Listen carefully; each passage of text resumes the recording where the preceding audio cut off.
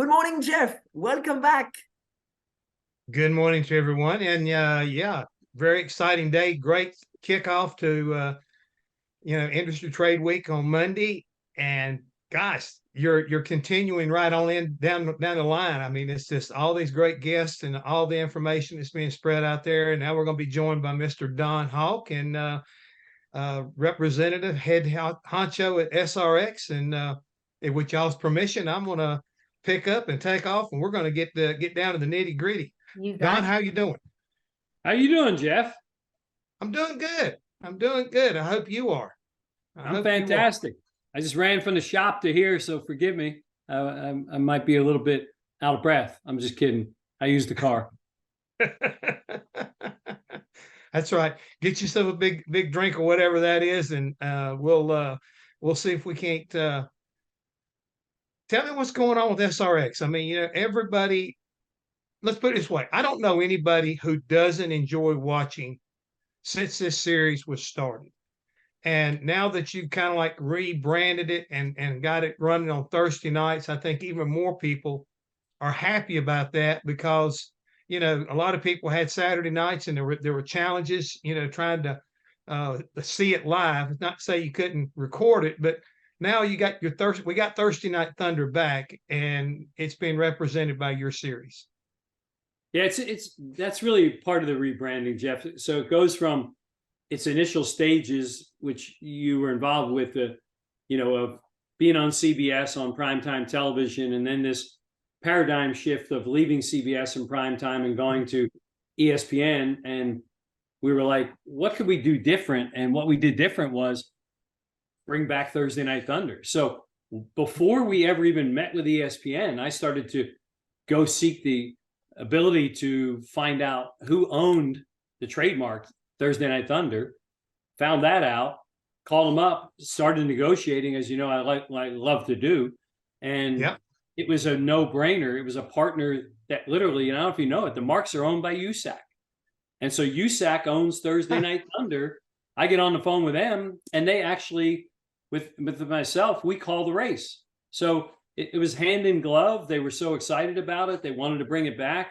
And here's the interesting story about that, Jeff. You're one of the few that can appreciate that. But remember, we used to go to the racetrack on Thursdays. We didn't have driver owner lounges and motor coaches. We stayed in a hotel, right? So Bernard and I would eat early. We'd hustle back to the hotel, and we watched Thursday Night Thunder and the Atlanta Braves, toggle through the channels, right? Right. And I can tell you that the last Thursday Night Thunder race held on ESPN was won by Tony Stewart. And here's what's interesting. Tony Stewart is now part owner and driver in SRX when Thursday Night Thunder returns. So it was pretty cool. It was a pretty exciting time. Well, it's the fact that you bring that up. Yes, I remember that was one of the things I loved about it, getting a chance to watch guys like Tony Stewart and Jeff Gordon. I mean, they were kind of like, fan favorites at that time. And whatever reason, it was, I guess it might say it was something. It was like what SRX is today. It's happening in a hurry. It's not dragging on. It's coming in there, it's like an hour and a half, bam, bam, bam, good, hard, aggressive racing, and not having to feel like, you've given up a lot of your time to enjoy something that everybody really likes to watch. I mean, there's nothing better than a good old heat race and a short main event. Yeah. It's Jeff, the neat thing about it is you got two heats, you got a main event, you got a bunch of checkered flags, you got a bunch of green flags, and we're out of there in 2 hours. Over and out. Yep. Champions crowned, and we even in championship finale week, we race winner recognized, champion recognized, off the air 2 hours. Boom, gone. Well, right now, just so you know, we're getting a lot of people already, tuned in or watching what we're talking about here. We got people that are, excited about it, about SRX as a whole. And I say thank you for the Thursday night deal, which, we're already talking about. Just reading here, Phil Nels, he says you have a great broadcast partner in Canada, a solid fan base, and more than one track promoter interested. What's stopping SRX from going to Canada? And that was going to be one of my questions. I've seen your 2024 schedule already, and I'm kind of jumping ahead of where I want to go, as long as we touch the bases. You got lined up Stafford, as always, kind of like your kickoff track. Thunder Road, you're going to be there. Slinger going back there, love racing there. Berlin, but you've got 2 dates that are open right now. Can you address the Canada question and maybe give us some insight of what your thought process is? You know what? You have a clairvoyant bunch of listeners today, right? Right. I'll tell you, you know me, Jeff, because you and I go way back. First of all, everybody just listen to me when I say this. I'm a fan of Jeff Hammond. I was a fan of Jeff Hammond when he was with Darrell Waltrip. I believe in what he does. I saw him do it. We've known each other in and around the garage for many, many, many years. We raced against each other. And I don't think we ever had a crossword in our entire 30 years in that garage. And so for me, it's an honor, Jeff, to have you interviewing me today. So thank you for that, because I'm a fan. Look, they said, hey, who's going to do SRX? I said, I got to do SRX. I mean, I was there when this baby was born. Yeah. And, I've watched it get, grow up, and now that it's up and running, not crawling anymore, it's important that something that I think is relevant to race fans around the country. I mean, you already see this, people in Canada. I think that, people in Europe will watch it. So it's heck, it's great racing with great race car drivers.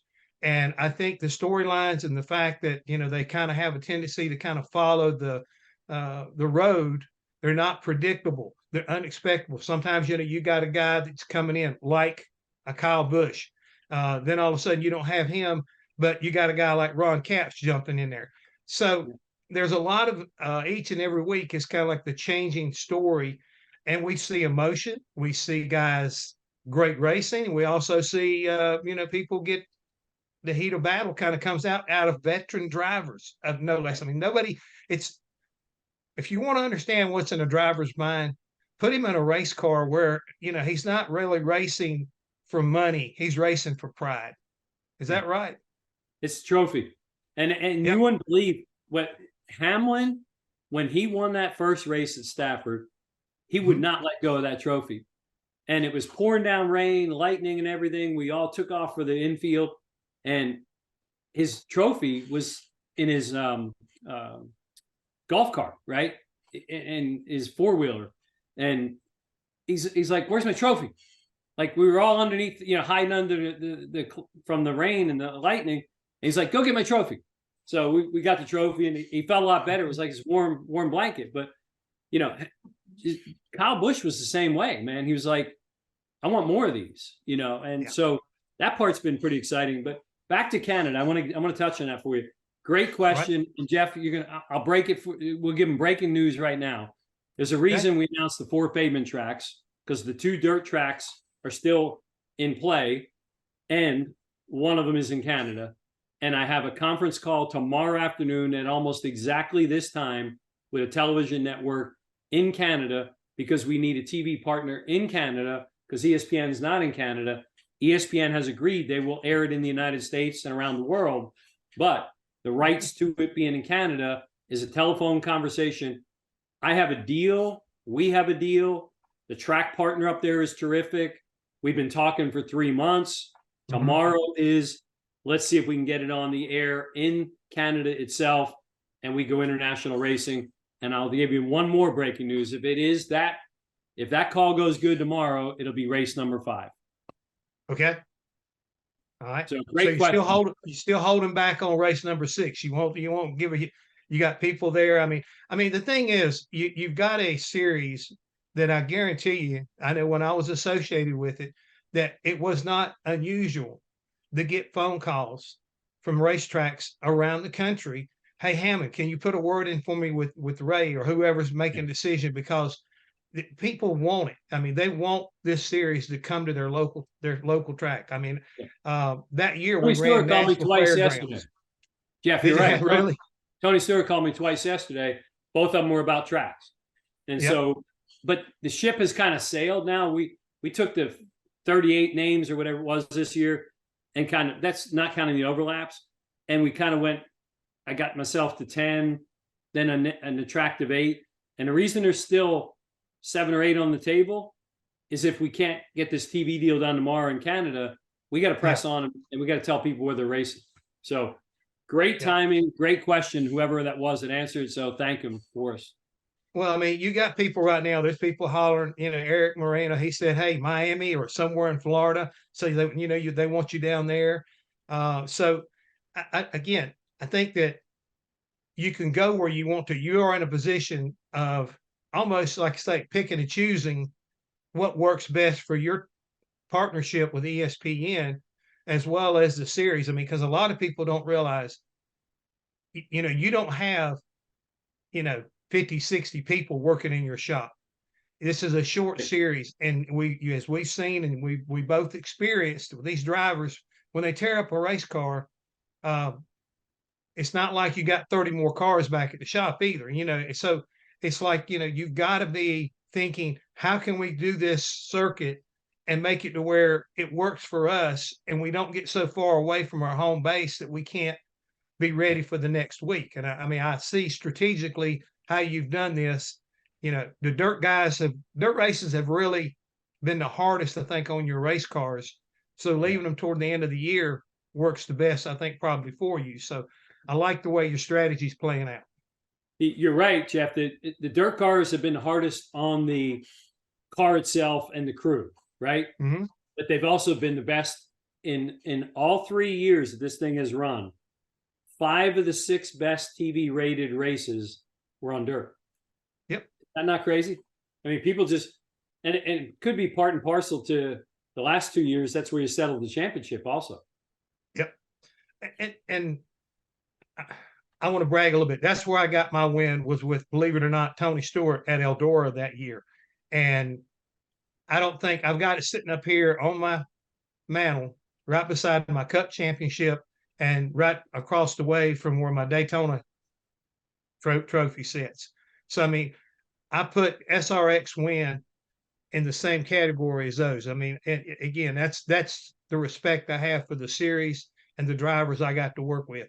And I again, thank you for the series and thank you for carrying on this thing. I mean, it's important, I think, that we continue to do this for our race fans and for us who love racing. I mean, it's just a great series. Well, think about this, Jeff. You're one of the few that would get this, right? 26 different drivers got in those cars last year from 5 different disciplines. There was a dirt guy. Think about it. Davenport came in there. Right. Just pure dirt and dominated, by the way, at Lucas Oil Speedway. But got dogged the whole night. You have Ron Capps from NHRA. You got Elio Castroneves, Tony Kanaan, Andretti IndyCar people, right? Then you got Cup people, current Cup people past, truck people. I mean, it was a creme de creme last year. 26 different people sat in those seats. It was a blast. It was, and I got 2 questions off of that. Number one, I worked with Haley Diggins. She was back again last year. Will we see her again? And is there any chance that there's another female driver out there that we might see come and sit in an SRX seat somewhere in the future? Man, I think you're tapping my phone. Let me check here. There's actually a female. Haley, we haven't picked any of our drivers yet, except I'm pretty strong going to tell you that Tony Stewart should be back because he owns part of the company and we just talked yesterday. We really haven't called any drivers and said, here's your contract yet. Although I've had some conversations, right? Haley's high on my list and she knows that. But she also just got a new job, right? So we got to be mindful of that. She's moved up in an Xfinity car. So, but there is another lady that's on my radar, Jeff. And that's why I said you must be reading my phone messages again. So good guess. Well, I mean, there's so much talent out there right now. That's the reason why I say, instead of trying to just throw somebody's name in the pot, that there's just good talent. I mean, and there's a logical need for it. You know what I'm saying, Don? I mean, it's like you say, if something that Haley doesn't come back, I hate to see the females not being represented, by someone. I mean, someone deserves, I think, a shot at an SRX ride, and it don't have to be the season long. I mean, but when you know you've got opportunities to plug them in every now and then to get some exposure. And here again, you know, we got people already. Phil Neals, he's saying, you know, Canadian female driver, and at the same time, you were touching on Ron Capps and the different series that were represented last year.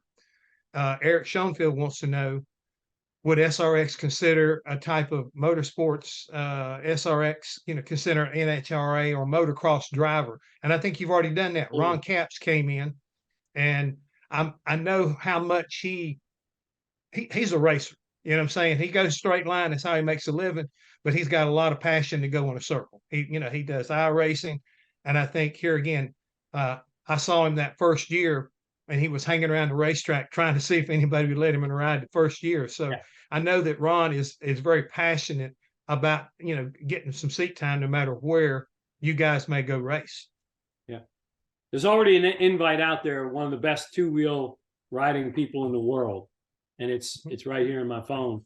And all he's got to do is say yes. Well, again, you're in an enviable position because of the success of last year and the years before. I mean, who doesn't want to go out? It's almost like having a golf game. Who doesn't want to go out, you know, and play with the best of the best in golf? Yeah. Well, in this case, SRX is kind of like that golf game. You get a chance to go up against the best of the best, and you know, it's for that pride, not necessarily, you know, you're not racing for $1 million like when you're running for, you know, all-star race or something like that. But at the same time, it means the same thing to these drivers. Like you say, you said Denny Hamlin. How about your defending champion, Ryan Newman? Ryan put together an incredible season, not only winning races, but you talk about consistency. I mean, he was there each and every week, ran smart, took advantage of what was in front of him, and brought home an SRX championship. Ryan Newman's tough. He's not only the toughest guy to pass, but he races smart, saved his tires. Look at him, both races at Stafford, he just came at the end, right? He wins one and finishes tires, Hamlin in the other one. Yep. So tell me some more about the future of SRX. I mean, we touched a little bit on 24 as far as that's concerned, but we've also been asked a question, you know, can you tell us about the next 5 years? I mean, what does it look like long term? I mean, you really feel good about not only 2024, but 25 and 26 as people are looking out. It's, you know, it's like a comfort deal. You know, we'd like to know it's coming back, and you know, can we look forward to it? Yeah. What I'd really like to see, and we had an owners call on Monday, SRX owners on the phone. And I said, I'd like to see an announcement with a multi-year television agreement, because we're in the second year of 2 right now with ESPN. I'm ready to already announce it's ESPN or whoever gone on for the next 2 or 3, because you got to get that far ahead of it. You know that. The second thing is, then you announce not a 1-year deal, a multi-year with a series entitlement sponsor. You know, Marcus Lemonis did 3 sequential 1-year deals, right? But that was really good, but it puts a lot of pressure on you to have to go chase down the rabbit again, right? So it's TV first, entitlement sponsor next, and then it lays the foundation for you to go to all the other 12-car sponsors. Because really what I've got is I got Joe Gibbs Racing, Hendrick, and SHR in one roof. You know this, Jeff, because you were there. There's 12 cars we got to sell. Sponsorship on 12 cars, and there's 4 spares. And so 12 of them things need to have decals be sold to somebody, right? And so for me, the success of SRX is moving from beyond this 1-year mentality to a multi-year agreement situation. And then Katie bar the doors on not only who drives them, including F1 people, but it also is the viewership just goes exponentially through the roof because people go, it isn't a one-shot wonder. It's here to stay. With what ESPN is asking from you, I know they want great racing, but how much personality do you feel like is important to go back into the SRX series? I mean, because you've got personalities. I mean, having worked around Tony Kanaan, Helio Castroneves, you know what Tony Stewart and Clint Boyer bring to the table. How important is that? How important is it to once again have the fans feel like they're connecting with these guys and in the SRX world? I mean, it's still a racing world, but you know, personalities don't matter where they are. If they're shining and they're doing their thing, people want to hear it. They want to see it. Yeah, the neat thing is, Jeff, these guys not only want to be on a track and race each other for that trophy, off the track, they're going out and they're meeting race fans. They're signing autographs. They're doing Q&As. They're doing autographs. And it's like they're at ease because they're not under the pressure of, you know, a big fence, and they're not surrounded by, you know, what Dale and Darrell used to call the CODs toters and the managers, right? They're there just to have fun. They want to go car racing, right? So that dynamic has helped it a lot. I'm getting ready to do another interview later on this afternoon. I want to ask this question because maybe I could say something to her on your behalf, put a little pressure, because I think you'd like to do this. And I know at one time they said they'd love to have you. Wilkesboro, North Wilkesboro. Would that be a place that you would like to be able to go back or go to and run the SRX series? I can honestly tell you at some point in time, Jessica Fickenshire, Mike Birch, Marcus Smith, and I, we've all talked about it. It's a question of they've got to decide what fits into their paving redo and all that. I literally had, for a while, I just held out a spot this year. And I'll tell you, I would even go so far as to say North Wilkesboro is the kind of place you could actually get me to call up the other owners and say, let's ask a network to do a 7th race. I think North Wilkesboro could be that big, and it's everybody's backyard. Well, I know the paving job is down. It's beautiful. I mean, it really is going to be awesome. And I know that with the latest announcement, especially from the Cars Tour, that they're opening basically early part of the season at North Wilkesboro, and they're going to be closing their season in North Wilkesboro. So I think there again, that gives that grassroots racing a whole lot to holler about and cheer about. And I feel like SRX is a grassroots racing type of race car and series to a certain degree. And I just think, you know, a place like North Wilkesboro is a great location to showcase y'all's guys' talent. How about a double header that night? Cars Tour finale and SRX. I tell you what, I'll pitch it here in a few hours when I've got Jessica on the Zoom call, and we'll see what we can do with that, because I know that I will do that for sure, because again, SRX is it's such a unbelievable series, and you know, I'm happy for you that you're running it and how you managed it and getting the things that we're getting to see and the potential. I think that it's awesome to think about having a race in Canada, because I know, and you know this to be true, you ran the business, it's like going to Pocono and in Michigan and seeing the Canadian fans that come over. Oh my goodness, is like unbelievable. Same thing, remember? It's just one of those racetracks that are what our people, race fans.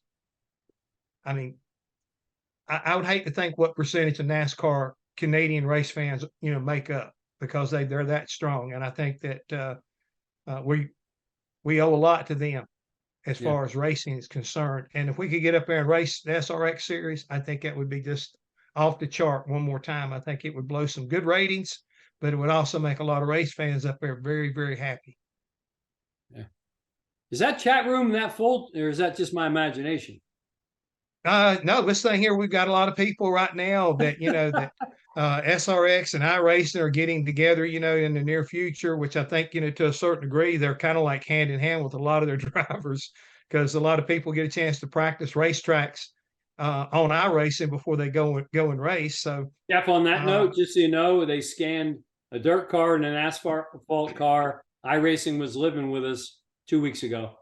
They scanned our cars. We're gonna be on iRacing. That's official. Well, there you go. There you go.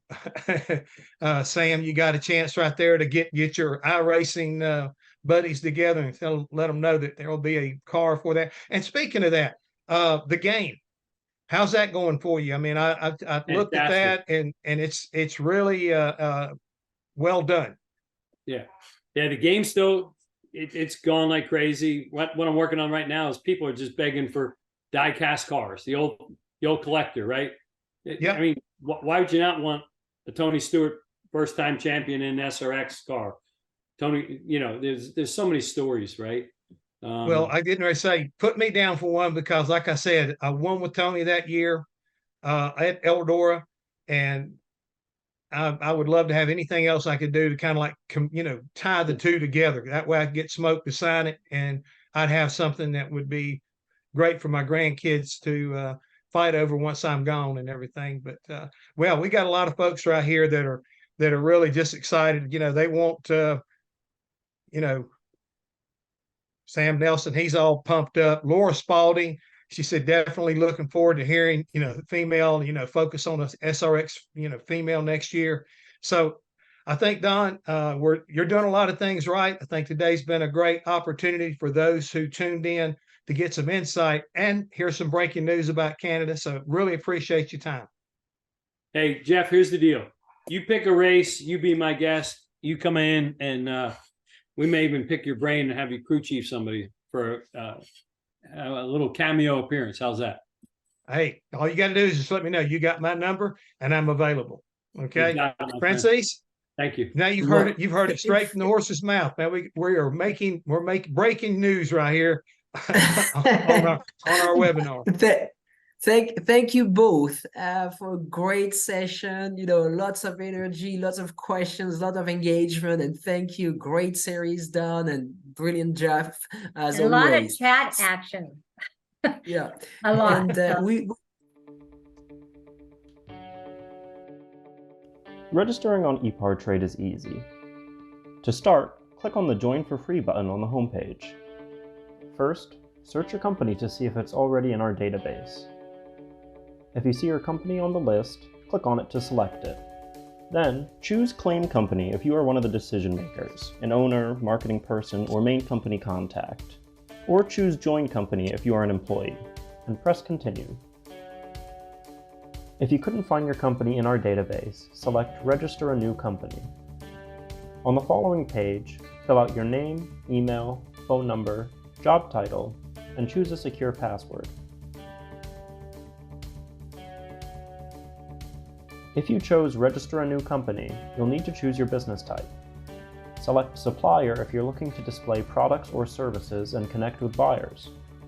Choose Racing Business if you're looking to source new parts and connect with suppliers. Choose Race Team if you own or are a member of a professional race team. Then, enter your company name. Please provide a website, Facebook page, or LinkedIn if you have one, and choose to either claim or join the company. You can view and agree to our terms of use here. If you'd like to receive our weekly newsletter, choose Accept. Finally, click Register Now and your registration will be submitted for approval. An email will be sent to your inbox. Please confirm your email address and you will be approved shortly. Welcome to ePartrade.